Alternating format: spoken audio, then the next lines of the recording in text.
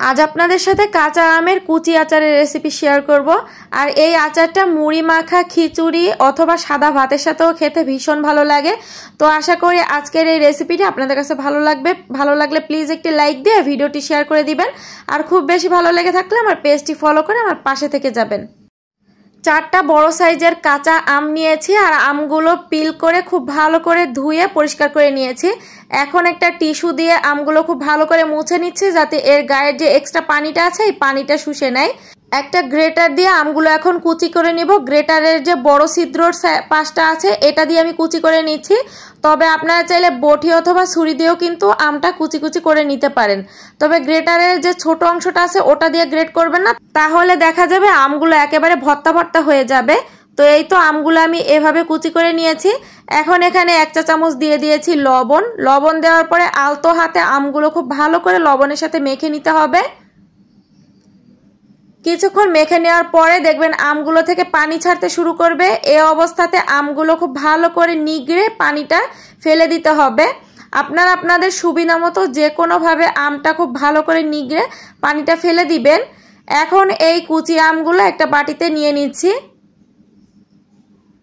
স্বাদ মতো দিয়ে দিচ্ছি লবণ, 1/4 টিস্পুন দিয়ে দিচ্ছি হলুদের গুঁড়া, 1/4 কাপ দিয়ে দিচ্ছি সরিষা বাটা, 1 চা চামচ দিয়ে দিচ্ছি কালো জিরা, 1 চা চামচ ভর্তি করে দিয়ে দিচ্ছি 5 ফোড়ন মশলা গুঁড়া, 1 চা চামচ দিয়ে দিচ্ছি ভেজে রাখা চিলি ফ্লেক্স, 1 কাপ দিয়ে দিচ্ছি সরিষার তেল।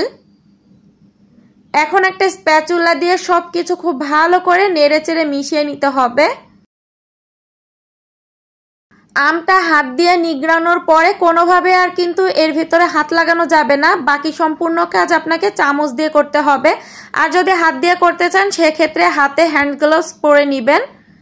তো খুব ভালো করে মিশিয়ে নিয়েছি। আর আমি অফ ক্যামেরায় এখানে 2 টেবিল চামচ চিনি ব্যবহার করেছি। আপনারাও চিনিটা দেওয়ার চেষ্টা করবেন, তাতে করে আচারের টেস্টটা আরও বেশি ভালো আসে। আচারটা সংরক্ষণ করার জন্য 1/4 কাপ দিয়ে দিচ্ছি ভিনেগার। অবশ্যই ভিনেগারটা এখানে দিতে হবে, তা না হলে আচারটা কিন্তু একদিনও ভালো থাকবে না, এটা নষ্ট হয়ে যাবে। যেহেতু এখানে সবকিছু কাঁচা ব্যবহার করা হয়েছে এজন্য এখানে অবশ্যই ভিনেগারটা দেওয়ার চেষ্টা করবেন। পরিষ্কার কাচের বয়ামে আচারটা সংরক্ষণ করতে হবে। আর এই বয়ামটা অবশ্যই গরম পানি দিয়ে ধুয়ে খুব ভালো করে রোদ্রে শুকিয়ে মুছে নেবেন, তা না হলে আচারটা কিন্তু দীর্ঘদিন সংরক্ষণ করা যাবে না। আর পরবর্তীতে যখন আচারটা খাবেন তখন অবশ্যই পরিষ্কার একটা চামচ ব্যবহার করতে হবে। চামচটা যাতে ভেজা না থাকে সেদিকেও খেয়াল রাখতে হবে। সবশেষে আচারের ভেতরে একটুখানি কাঁচা তেল দিয়ে দিচ্ছি। আচারের উপরটা পর্যন্ত এরকম তেলে ভরা থাকলে আচারটা দীর্ঘদিন যাবত ভালো থাকে।